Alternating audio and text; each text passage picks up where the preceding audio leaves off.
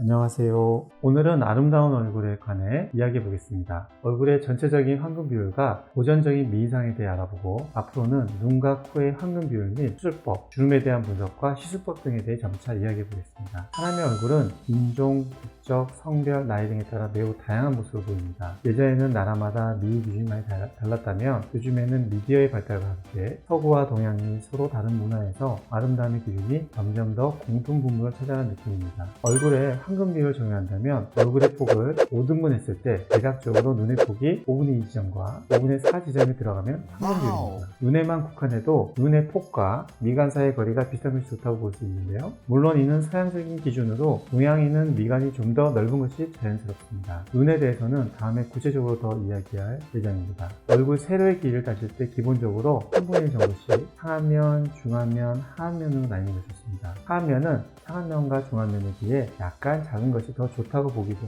해서 1대 1대 0.9의 비율이 좀 더 아름다운 인상을 주기도 합니다. 관상에서 상정은 이마의 맨이 머리가 난 경계선에서 눈썹 밑까지를 지칭하고, 중정은 눈썹에서 코끝까지, 하정은 인중에서 혀까지를 일컫는데요. 상정, 중정, 하정이 조화롭게 구성되어야 아름답다고 보았으며, 이는 상중, 하안면의 비율이 비슷한 것을 선호하는 현대 개념과 비슷하다고 생각됩니다. 입술은 윗입술보다 아랫입술의 두께가 약간 두터운 것이 좋으며, 세로폭의 비율은 1.17에서 2 정도로 아랫입술이 윗입술 두께의 1.7배에서 2배인 것이 좋습니다. 참고로 관상에서는 입술의 색깔이 붉어야 가장 귀하다고 여겼는데요. 입이 심장의 끝으로 심장의 피를 나타낸다고 보기 때문입니다. 전통적인 한국 미인상에 대해서 알아보면, 2004년 미용 성형외과 학회지에 황건 교수님께서 쓰신 논문을 보면, 불상과 불화에 등장하는 얼굴에 우리나라 사람들의 삶과 인상이 투영되어 있다고 보고, 고려 불화와 조선 불화에 나타난 부처의 얼굴과 조선시대 미인도의 얼굴 등을 체질 인류학적으로 비교 분석하였는데요.